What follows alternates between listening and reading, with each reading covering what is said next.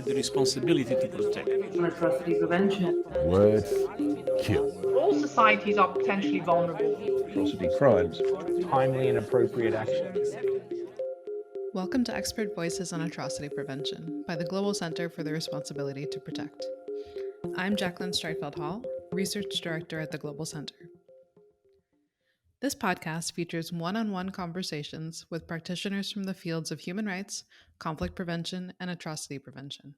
These conversations will give us a glimpse of the personal and professional side of how practitioners approach human rights protection and atrocity prevention, allowing us to explore challenges, identify best practices, and share lessons learned on how we can protect populations more effectively.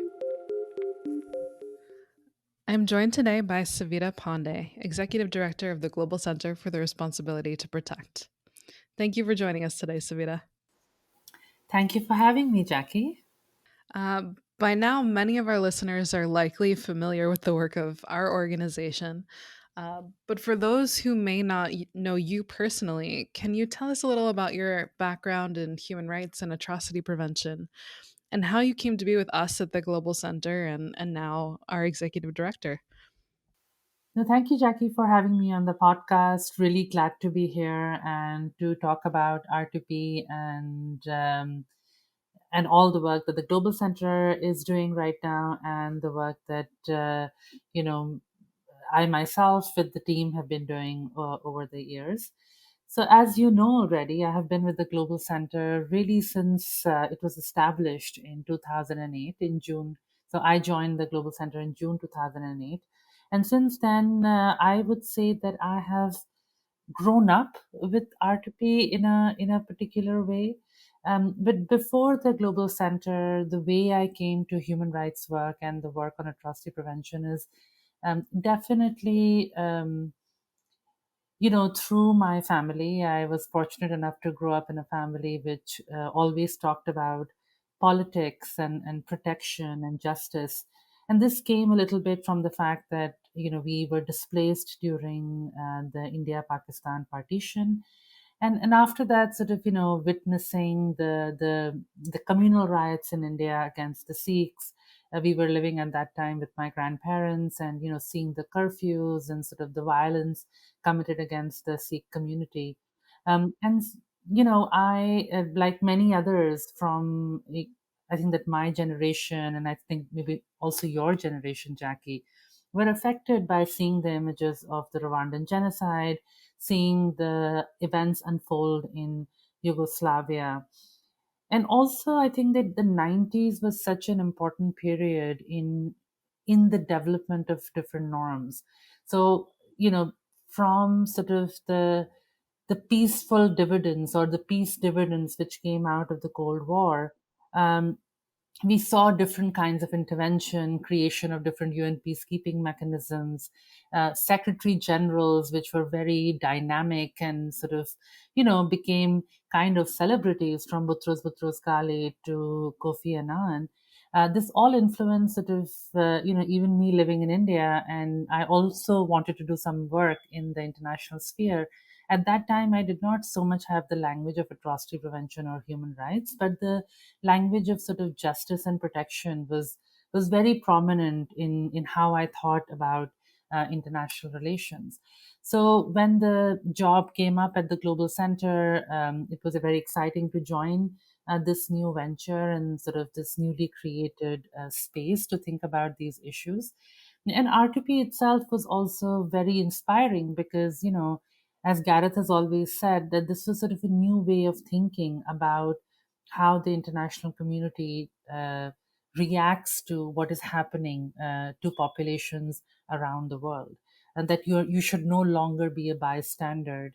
It's not so much about international intervention, because that was something which did not sit very well with me, also given the sort of the post-colonial background and sort of thought processes that I was coming from, but sort of, pivoting that to a responsibility to protect populations at risk of conscience-shocking crimes like genocide, ethnic cleansing, war crimes, and crimes against humanity.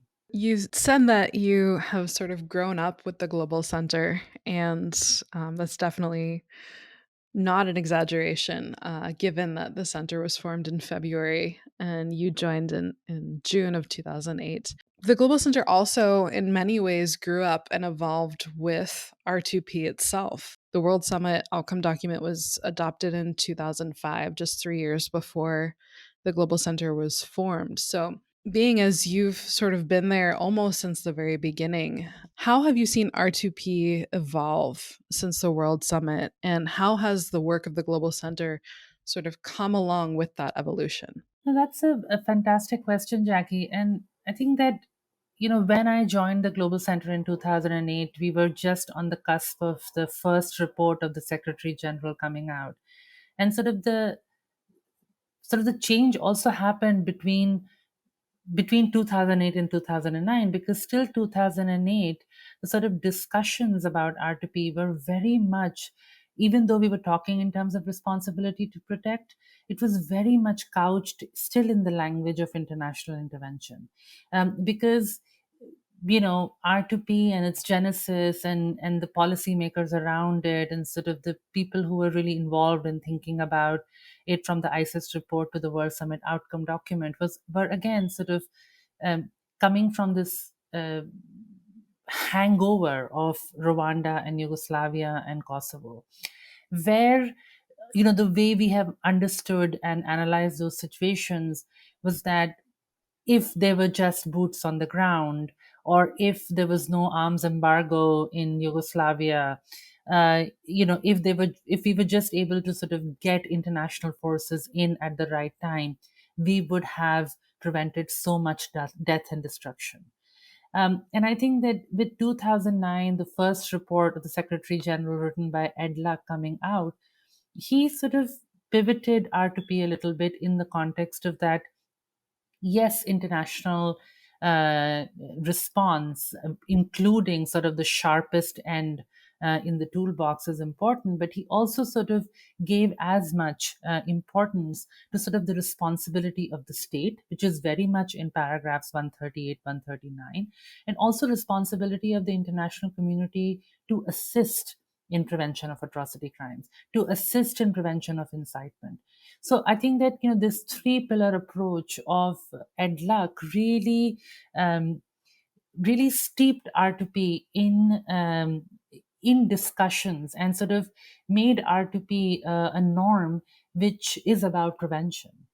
So from then to now, what I have seen is that um, pre 2008, and even in the early years, the discussions have changed from sort of just looking at R2P as a Western norm to looking at R2P as international response, a norm which is about international response and international military response, to something which is just the purview of Security Council members and the 5 permanent members, to looking at R2P as something which is about the responsibility of state, about taking intentional actions so that you create resilient societies where commission of atrocity crimes is not a possibility, to thinking about this as that atrocity crimes can happen everywhere. I think that the role of civil society has been pivotal in this, because what we have been able to do is to change that narrative and consistently talk about atrocities that have happened in Europe and the so called developed world, or the so called global north. And we have sort of talked about the fact that how every society has to consistently work on the consensus on human rights, the consensus on what it means to protect minority rights, the consensus on, curbing hate speech, to come up with good legislation which not only prevents incitement but actually also, takes punitive actions against those who are trying to incite across identity lines, across race lines, and so forth.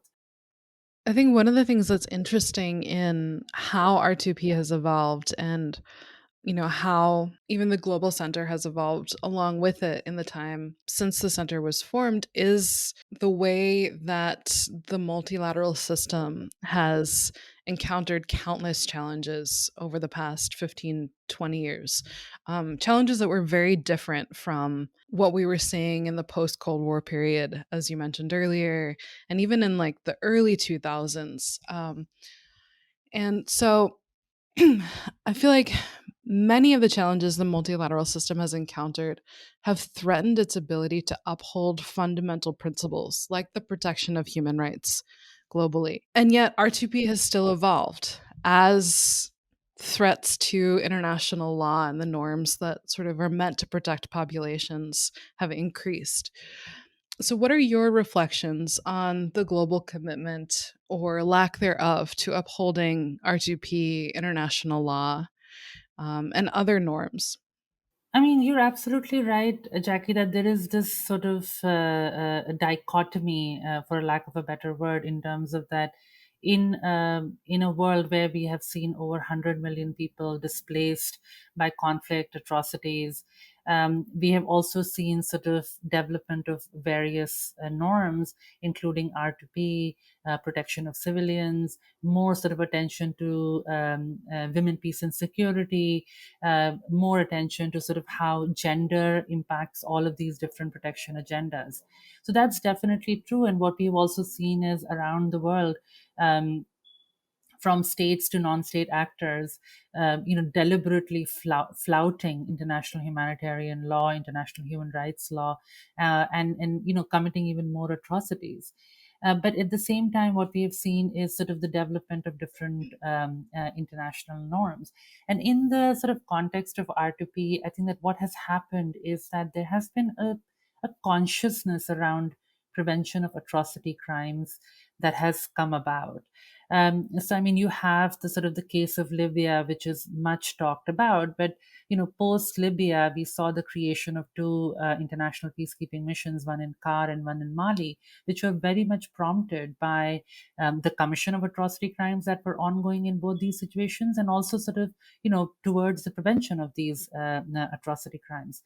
So even though the Security Council or the members who were very much involved in the creation of these mechanisms did not necessarily fly the R2P flag, the consciousness was there. I would say the same thing about, I mean, we have seen the deadlock of the UN Security Council in the case of Syria as well as Myanmar, but then, you see the General Assembly acting in a way where we have created the Triple IM on Syria and the Double IMM, which are both mechanisms which are about preserving and collecting evidence for from preserving and collecting evidence so that we can one day take punitive action or hold those who have perpetrated atrocity crimes in both Syria and Myanmar. We have again seen the Human Rights Council in Geneva take really deliberate action in towards justice and accountability in establishing the facts of a particular situation. I think that the fact-finding mission in Myanmar was instrumental in sort of outlining how a genocide against the Rohingya was committed.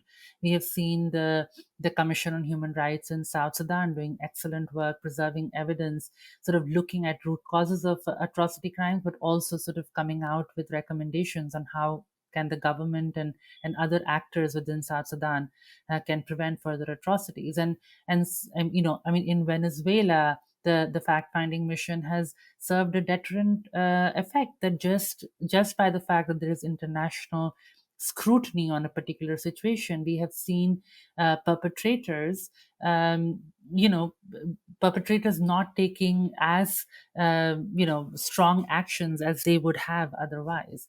So, in the face of all that, we have also seen sort of more strides made towards how we think about different kinds of populations, how they're affected.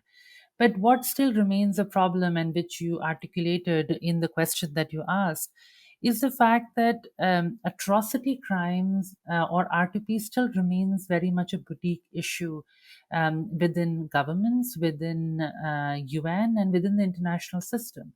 And because of the exceptional nature of atrocity crimes, most of the policymakers, the entrenched sort of narratives, beliefs, and practices of how you look at a conflict situation still exist. So even though atrocity crimes happen in non-conflict situations, the tendency always is to sort of look at the language, look at sort of policies which are about conflict prevention or resolution, or look at democracy promotion or counterterrorism.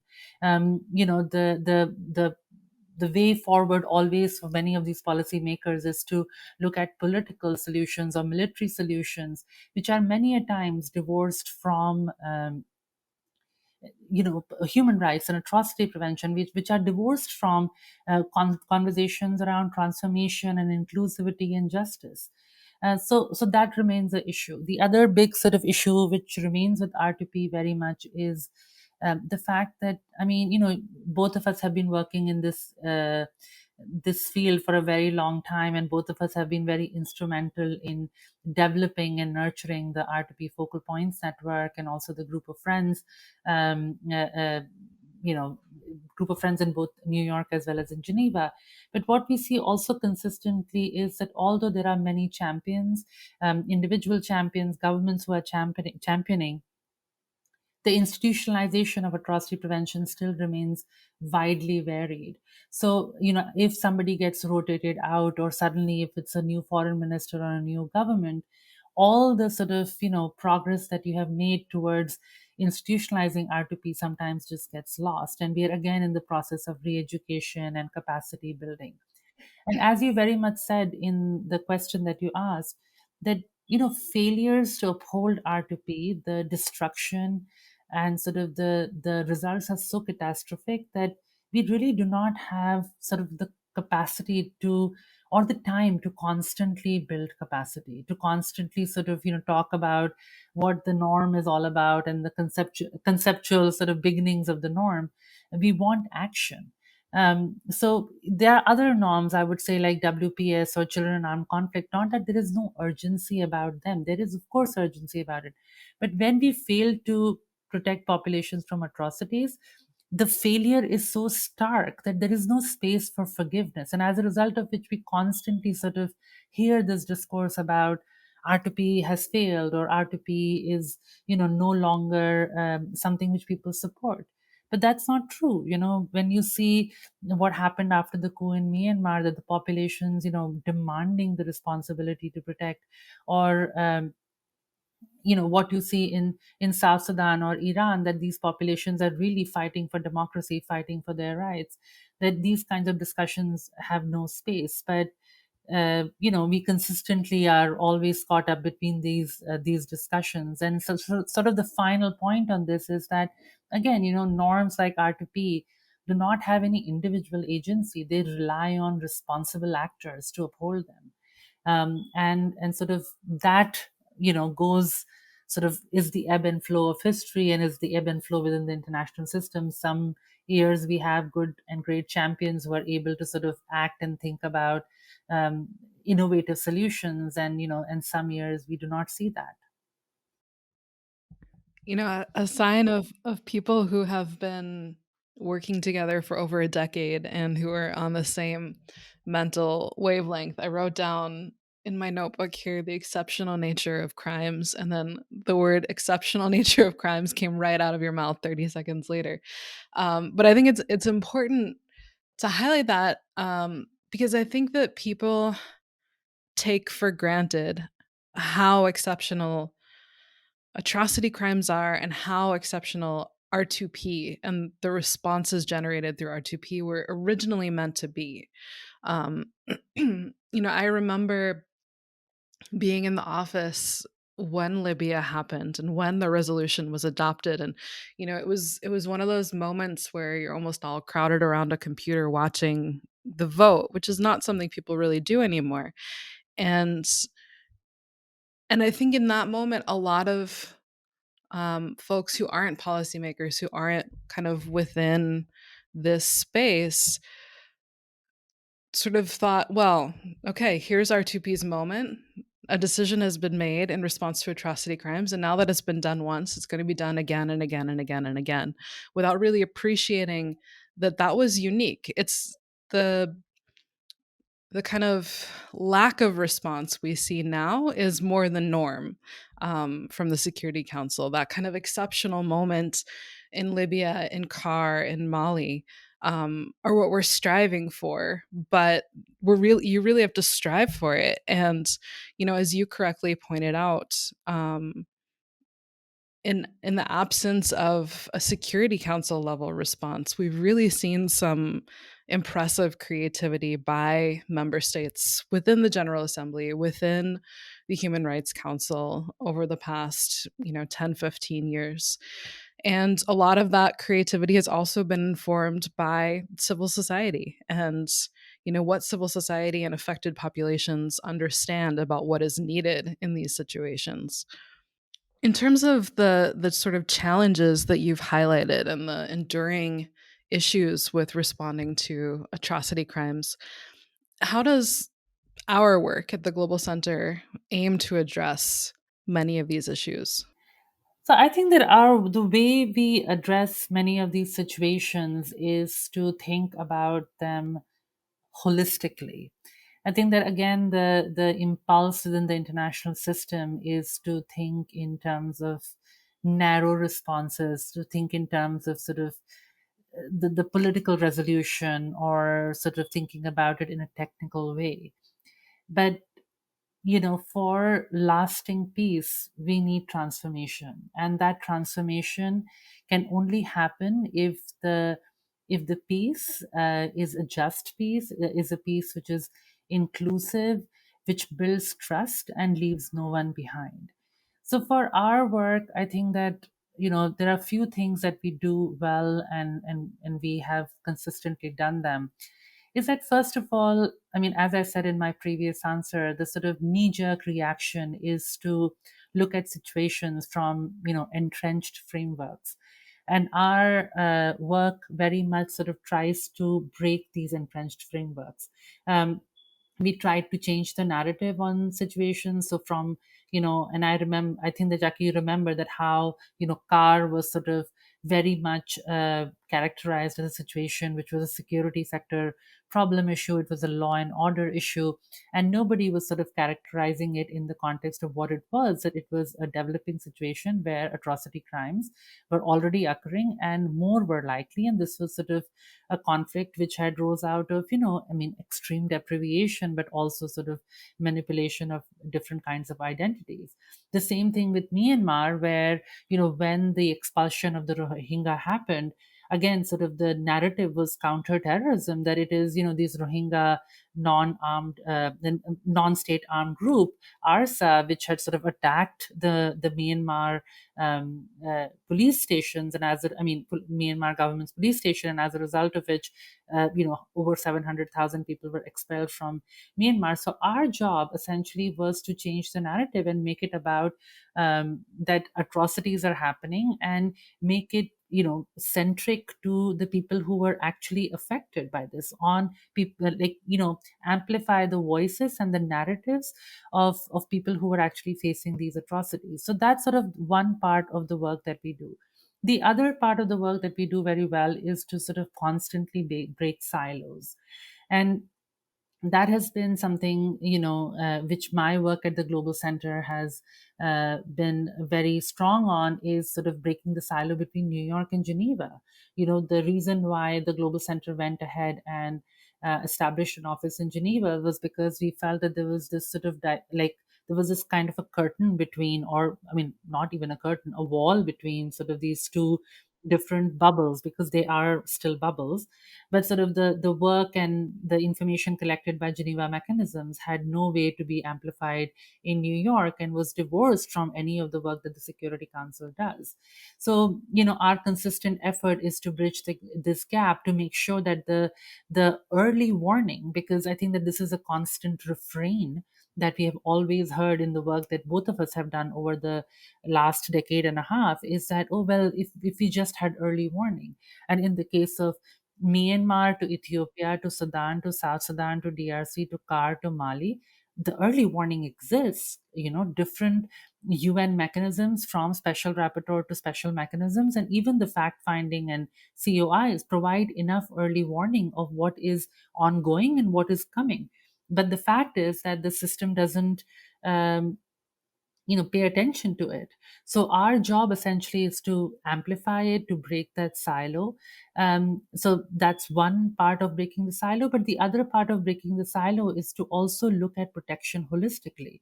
I think there are so many different protection agendas within the UN and multilateral systems, and many a times they, not that they work against each other, but they just work, very individually. And I think that for us, it's so important to bring together WPS, which is, Women, Peace and Security, to think very systematically and very consciously and intentionally about gender, to think about, children in armed conflict, to think about how protection of civilians within armed conflict and within peacekeeping missions actually interacts with the prevention of atrocity crimes. And again, something that, both of us have always talked about is the sort of the different distinctions around terminology that the international system is very good at creating. Is that, how protection of civilians is different from protection of populations, and what does that all mean in the end in terms of implementation? So I mean, again, sort of that from there, I would just like to also say that how we sort of look at affected communities. So the work of the Global Center, as I was saying, so one is sort of, changing the narrative and making it, atrocity centric focus. And then sort of the other part is breaking silos. But sort of the fourth part of the Global Center, which we want to do more and more, is to sort of center the voices of affected communities, survivors, human rights defenders, um, and civil society organizations based on at a national level and a regional level to sort of unpack the or open the black box of the United Nations to sort of help them navigate the system, which is a complicated system for anybody who is outside of it. And again, I mean, and that is so important because if we are really talking about transformation, we have to take into account the people who are most affected by it. And unfortunately, like the one thing I would like to bring in this discussion is the fact that how international communities still, I mean, of course, it's a state centric system. So, the international community, when we are talking about prevention of atrocity crimes or conflict resolution or peace processes, we are still very much in the model of looking at political elites. And what we are seeing in most situations around the world right now, from DRC to South Sudan, even in Myanmar, that what is actually needed is consistent, substantive, and really really like in-depth participation of the affected communities, of the human rights defenders, and of the voices of the people of that particular country. So our work is around those kinds of sort of broad themes, and I hope that it can transform the way the international system responds to atrocities.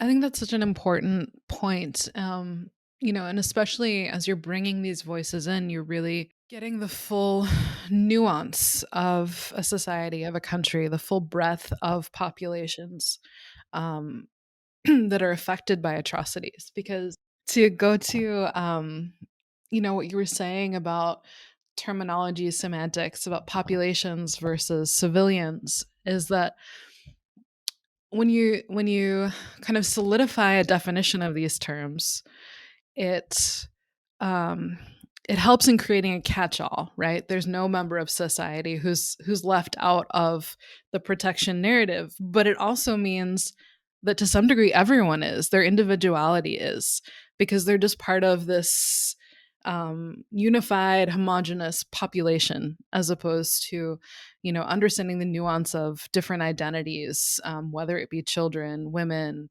LGBTQ, men, particular ethnic groups, and so forth. So, I think this work on inclusion of affected communities is really important.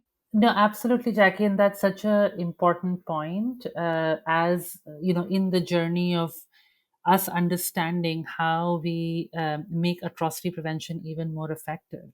Because I mean, even with gender, I mean, there's such a conflation within the United Nations with sort of using gender and women as interchangeably. But gender is many different kinds of genders, 34 genders, 37 genders. So I think that it's so important for us to think about populations not as a monolith. I mean, early in the work of the Global Center and early in the work that I have done, the advocacy that I've done for the Global Center, it was very obvious to me that governments are not monoliths either. That, when you're trying to get international response ongoing, or when we are trying to sort of, get a particular mechanism adopted or getting a resolution through, you talk to different parts of the government because you might find champions elsewhere who might push the system in a particular way. In the same way, as you said, populations is a catch all phrase. And at the time of the conception of R2P, um, that was an important conceptualization, because you're not talking about civilians, you're not talking about citizens, you're talking about populations, everybody who's within your border. So that also included combatants.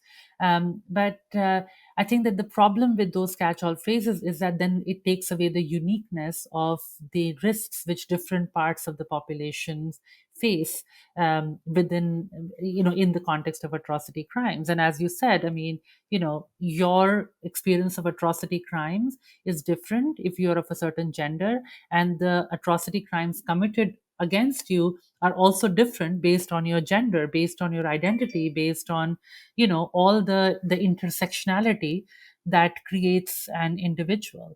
I think that here I also want to sort of bring in the fact that I mean, R2P and the international system, I think, has also shied away from inclusion of indigenous populations in the discourses around atrocity prevention. I mean, the first known sort of or documented genocides were created essentially against indigenous populations from around the world.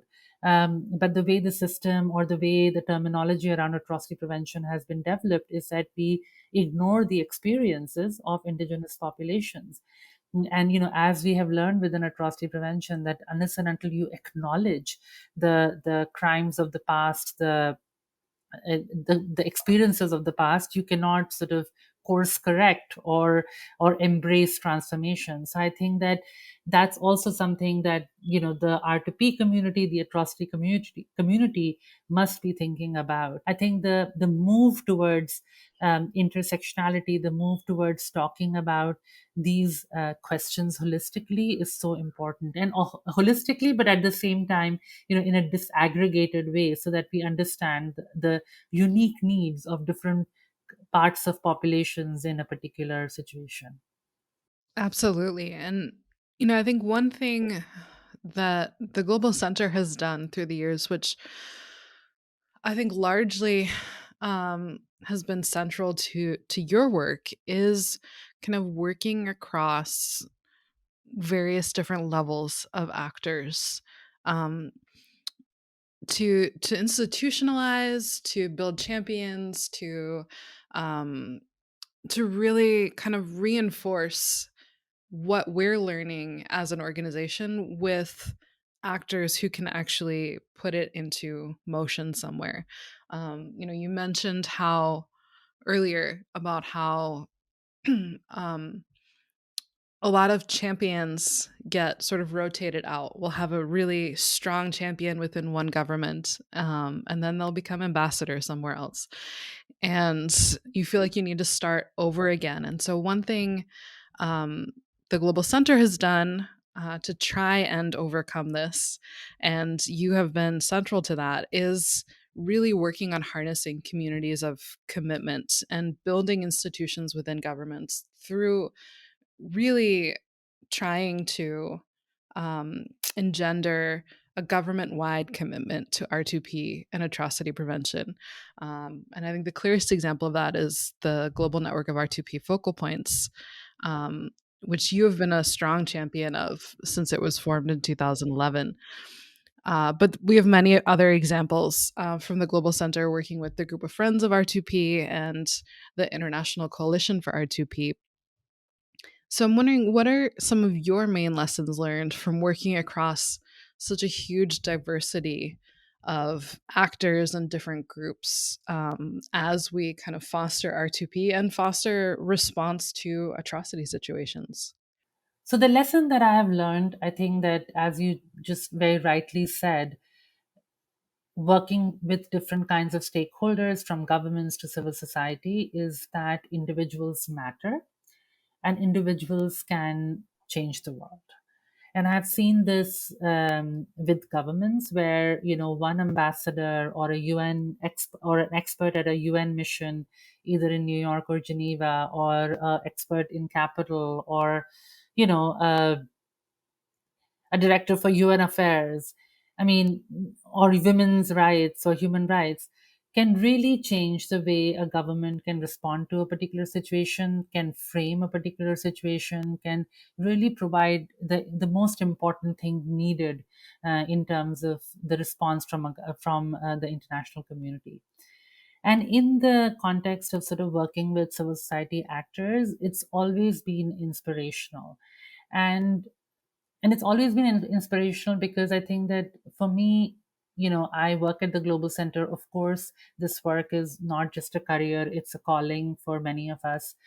But it's still a career in the sense that, you're able to do your work, you're able to go home. We live in, nice, in cities where we have all our services in terms of healthcare and everything. But the people oftentimes who we work with are really sort of at the front lines of any of the situation. They are the people who are fighting for their own future, fighting for the future of their loved ones. Many times they're advocating to get their loved ones free from, horrible, um, situations, and they're in jails, they have disappeared. So it's so important to sort of constantly, the lesson that I've learned from working with these populations is to really sort of listen to them and to really take into account the way they outline a particular situation in any kind of policy response that we are advocating for. Because if we are not taking what they are saying into account, anything that we craft or that we advocate for will not really transform the situation, will not really affect that situation, will not be as effective. So those are sort of, some of the lessons that I've learned, that, one thing is that individuals are important, and the second thing is that really listen to people who are the most important stakeholders in this entire endeavor, which is the people who are affected by these situations. And if you're not taking that into account, you're not really doing your work well.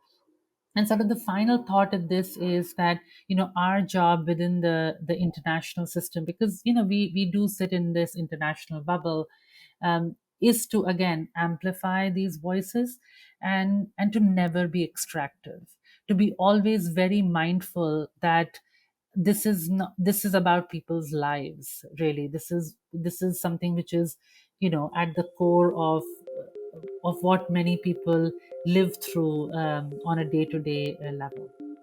Thank you for joining us for this episode of Expert Voices on Atrocity Prevention.